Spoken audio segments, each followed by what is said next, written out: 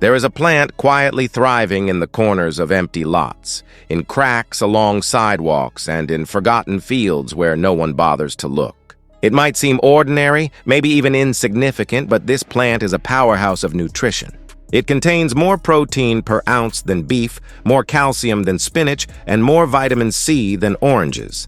For thousands of years, it sustained entire civilizations, feeding communities across continents from North America to Europe and Asia. People didn't just harvest it randomly, they cultivated it intentionally. They selected the best seeds, saved them in jars for the winter, ground them into flour, cooked them into nourishing meals, and relied on it when other crops failed. It was a cornerstone of survival, a silent provider.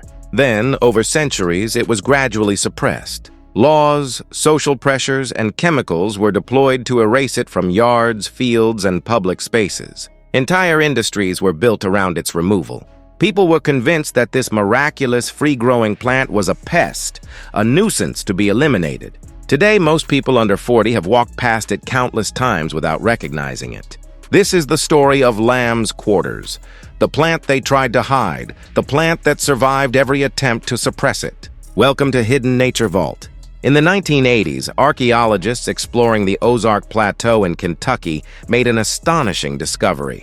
Deep inside rock shelters sealed for thousands of years, they found carefully constructed storage pits filled with seeds preserved alongside squash, sunflower, and other cultivated crops. Carbon dating revealed these seeds were over 8,000 years old, but it was the care with which they were stored that shocked scientists. These seeds were not wild remnants. They were deliberately cultivated, stored, and protected. They were identified as Chenopodium berlandieri, domesticated lamb's quarters. By 1700 BC, this plant was part of the Eastern Agricultural Complex, a sophisticated network of crops that supported populations for millennia, long before corn arrived from the south. Microscopic analysis revealed a remarkable fact. The domesticated seeds were much thinner than their wild counterparts, allowing faster germination and more reliable growth. People had been practicing selective breeding for generations, intentionally shaping the plant for higher yields. Evidence of such careful cultivation was found across the Ohio River Basin, Kentucky shelters, and Tennessee caves. Archaeologists consistently found seeds treated with the same care as staple crops. Meanwhile, in Europe, similar patterns emerged. Viking settlements in Denmark, Roman storage pits in Germany and France, and Iron Age granaries contained Chenopodium album, the European cousin of lamb's quarters, carefully stored with wheat and barley. Even more astonishing, some Iron Age bog bodies preserved in peat for over 2,000 years contained Chenopodium seeds in their stomachs, their final meals. These weren't foods of desperation, they were everyday sustenance. Around the world, people recognized this plant's value. The Zuni cooked the young greens. The Iroquois harvested it every summer. In India, it is still sold as bathua, a prized winter vegetable. In China, related species continue to be cultivated and eaten. In Mexico, wild greens, including lamb's quarters, remain part of traditional diets. Cultivation was deliberate. Nutrition was understood long before laboratories existed. So how did this essential plant disappear from modern American memory? When maize arrived from Mesoamerica around 1150 AD, it gradually replaced native crops. Corn was calorie-dense, easier to store, and fit the European colonial model of agriculture. Within a few generations, the Eastern Agricultural Complex collapsed. Lamb's quarters, little barley, knotweed, marsh elder, crops refined over thousands of years, faded into obscurity. Domesticated varieties disappeared, lost forever.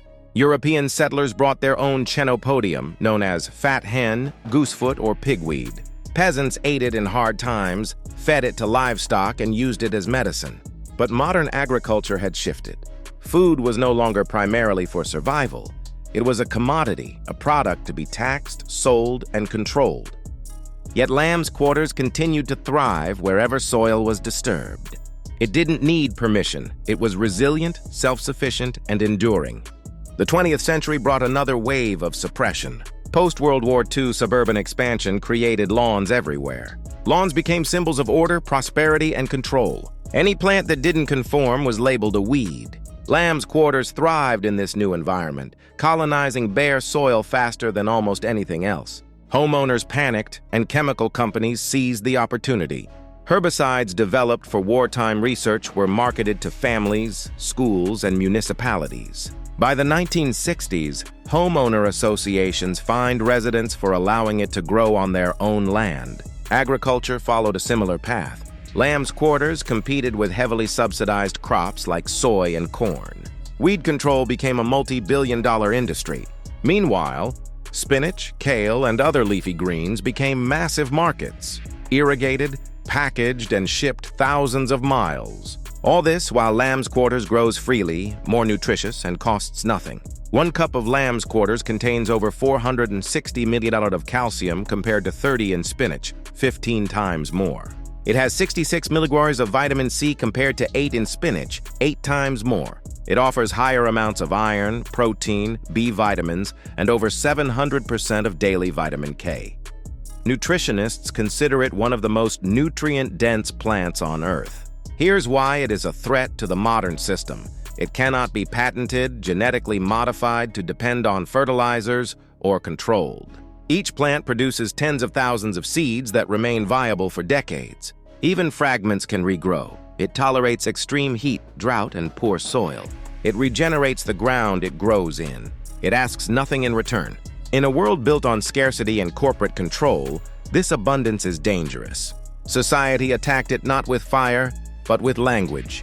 Weed, pest, nuisance. Generations were taught to destroy it.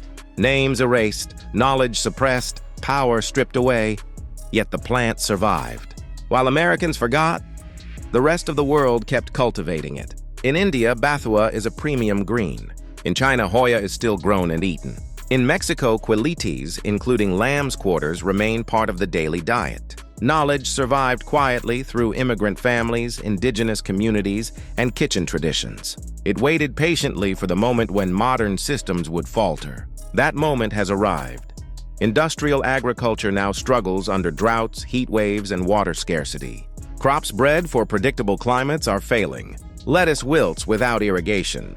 Spinach cannot tolerate extreme heat. Corn and soy struggle under rising temperatures. Lamb's quarters thrives where other crops fail. It grows in heat, poor soil, and minimal water. It regenerates itself and produces abundant food quickly. It is survival built into a single plant. To use it, learn to recognize the tender diamond-shaped leaves, powdery coating, and young goosefoot-shaped shoots. Let it grow. Harvest the top leaves. Cook like spinach to reduce oxalates. Save seeds. Share knowledge. Teach your children. Reclaim a name and a resource that was stolen. This is lamb's quarters, the plant they tried to erase, the food they told you to destroy, the knowledge suppressed by billions of dollars in chemicals, yet still thriving. Resilient, waiting, alive, ready to feed and heal. This knowledge is not lost. It grows quietly beneath our feet, waiting for recognition. If this vault opened something for you, subscribe to Hidden Nature Vault, hit the bell, and share this story. Some knowledge survives only if we choose to remember it. The next vault opens soon.